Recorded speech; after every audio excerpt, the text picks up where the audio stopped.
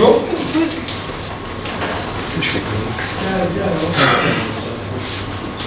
Beyazlatma için kullanılan kremler eğer duyarlıysa, hastanın cildi duyarlı bir ciltse, alerjiye yatkınsa alerji gelişebilir.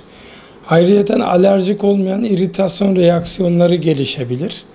Çünkü renk açıcı ürünlerde asit içerikli beyazlatıcı ürünler olabilmekte. Bu nedenle hastalarda alerjik ya da iritasyon egzamaları ortaya çıkabiliyor. Mesela parfüm içeriği olabiliyor güzel koksun diye. Parfüm içeriğinde bulunan fragrans denilen bir alerjen madde var. O olabiliyor. Bir de ilaç ve bu tür kremleri koruyucu katkı maddeleri olabiliyor. Onlar zarar verebilir hastalara.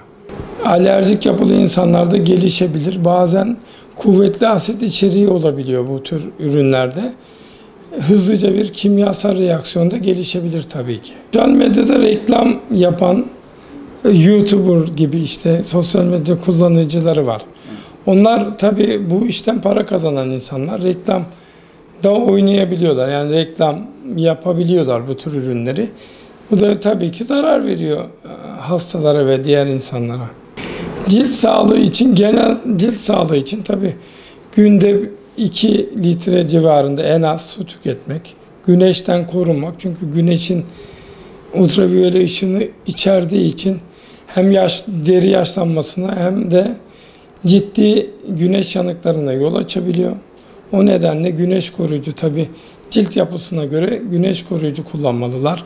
Mesela lekeli bir ciltte lekeli ciltlerde kullanılan güneşten koruyucular gibi. Mesela çok güneşe hassas olanlarda daha yüksek faktörlü güneş koruyucu, 50 faktörün üzerinde güneş koruyucu kullanmalarını tavsiye ediyoruz.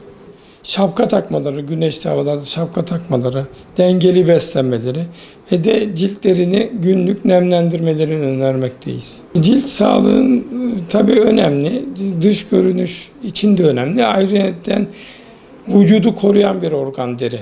Çünkü dış hasarlara karşı ilk karşılaşılan nokta cilt. Bu nedenle de cildinde bir sıkıntı yaşayan hasta dermatologlara yani cildiye hekimlerine başvurmalıdır. Bu hastalığını ya da şikayetini kendi çözmeye çalışmamalıdır.